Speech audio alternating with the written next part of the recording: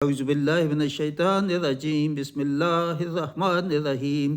سورہ ہود کی آیات 18 سے 24 بے حد اہم ہیں۔ اس میں بتایا گیا ہے کہ جو اللہ پر جھوٹ باندھتے ہیں، اللہ پر بہتان اور غلط باتیں منسوب کرتے ہیں، ان کا کیا سزا ہے۔ میں اب یہ پڑھتا ہوں، پہلے تلاوت کرتا ہوں۔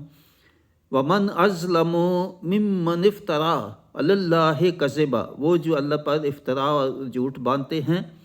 أُولَٰئِكَ يُرَدُونَ إِلَىٰ رَبِّهِمْ وَيَقُولُ الْأَشْهَادُ هَٰؤُلَاءِ الَّذِينَ كَذَبُوا عَلَىٰ رَبِّهِمْ أَلَا لَعْنَةُ اللَّهِ عَلَى الْكَاذِبِينَ، ایسے لوگ جو اللہ پر جھوٹ باندھتے ہیں، اللہ تعالیٰ کی لعنت ہو ان پر۔ الَّذِينَ يَصُدُّونَ عَن سَبِيلِ اللَّهِ وَيَبْغُونَهَا عِوَجًا، اور جو اللہ سے کیا وہ یہ بھی جھوٹ باندھنا ہے کہ اللہ کی راہ سے روکنا، اللہ تعالیٰ کی آیات کو نہ ماننا اور ان پہ انکار کرنا، ان پہ مختلف توجیہات کرنا، ان کے معنی مختلف بتانا لوگوں کے، یہ سب اللہ کی طرف جھوٹ باندھنے کا ہے۔ اور وَهُمْ بِالْآخِرَةِ هُمْ کافرون، یہ ہیں اکثر کافر اور منکر جو اللہ پہ جھوٹ باندھتے ہیں، وہ کوئی بھی ہوں۔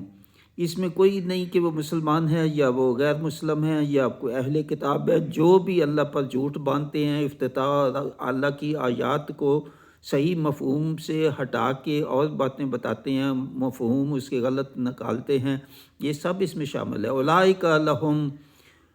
اولئک لم یکونوا معجزین فی الارض وما کان لهم من دون اللہ من اولیاء، اور یہ وہ لوگ ہیں جو اللہ کو تھکا نہیں سکتے اور نہ اللہ سے جدا ان کے کوئی حمایتی جو ہیں وہ کوئی ان کی مدد کر سکتے ہیں، ان پہ عذاب ہوگا۔ یضاعف لهم العذاب ما كانوا یستطیعون السمع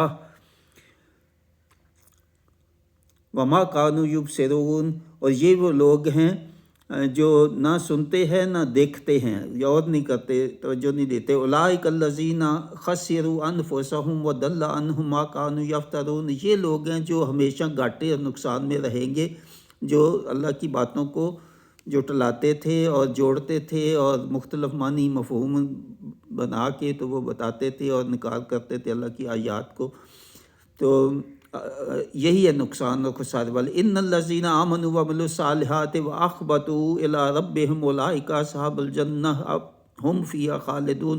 اب دوسروں کی بات ہو رہی ہے، جو نیک عمل کرتے ہیں، اچھے اعمال کرتے ہیں، تو وہ ہیں جو جنت والے ہیں اور ہمیشہ وہاں رہیں گے۔